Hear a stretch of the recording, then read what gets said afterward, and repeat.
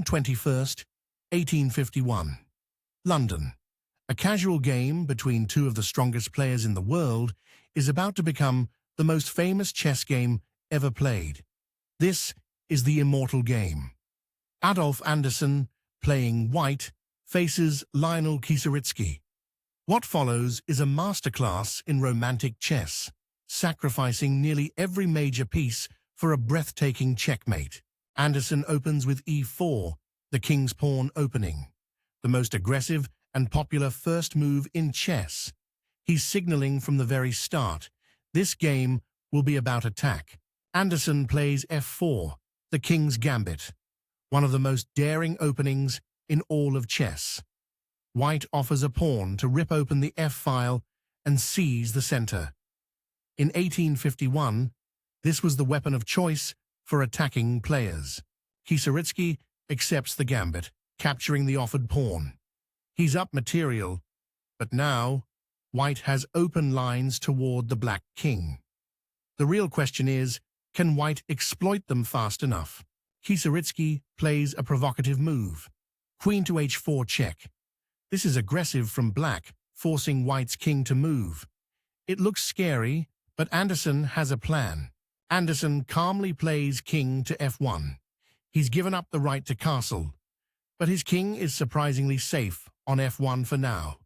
Meanwhile, black's queen is exposed and will need to keep moving. Kieseritzky plays b5, a bold counter-gambit. He's offering his own pawn to deflect the bishop from its powerful diagonal. This is the Kieseritzky gambit variation, named after this very player. Anderssen develops his knight to f3, attacking the exposed black queen. Every move is developing a piece with tempo, gaining time by threatening black's wayward queen. The knight dance begins. Black retreats his knight to h5, and Anderssen responds with knight to h4, targeting g6 and f5. Both sides are maneuvering for control of the king side. Anderssen's knight leaps to f5, a beautiful outpost. This knight is incredibly powerful, eyeing d6, e7, and g7. It's becoming clear that white's pieces are coordinating for a massive attack. Now watch this. Anderssen plays rook to g1. He's marshalling his forces for a kingside assault. The rook eyes the g-file, and combined with the knight on f5, the pressure is building. Anderssen pushes h5, driving black's queen away and gaining more space on the kingside. Every pawn push opens another line of attack. Black's queen has nowhere comfortable to go. Here comes the critical moment. Anderssen plays queen to f3, centralizing beautifully. The queen joins the attack, and white's pieces are finally all working together. Black is running out of safe squares. Anderssen recaptures on f4 with the bishop. Now white's dark squared bishop is active, the knight sits on f5, and the queen is ready to strike. The attack is reaching critical mass. Knight to c3, Anderssen develops his last minor piece. Every single white piece is now in the game. Total mobilization. Meanwhile, black still hasn't castled, and his pieces are disorganized. Knight to d5. Anderssen's knights dominate the board. This knight threatens multiple forks and supports the coming breakthrough. Black decides to grab a pawn on b2, but this costs precious time. Bishop to d6. This is a stunning quiet move. Anderssen blocks his own pawn, but the bishop cuts off the black king's escape routes and controls critical dark squares. The noose is tightening. And now, the first of the legendary sacrifices. Anderssen pushes e5, and remember, his rook on a1 is hanging. Black's queen takes it with check. Anderssen has just sacrificed a rook. Black's queen captures on a1 with check. Kieseritzky must have been thrilled.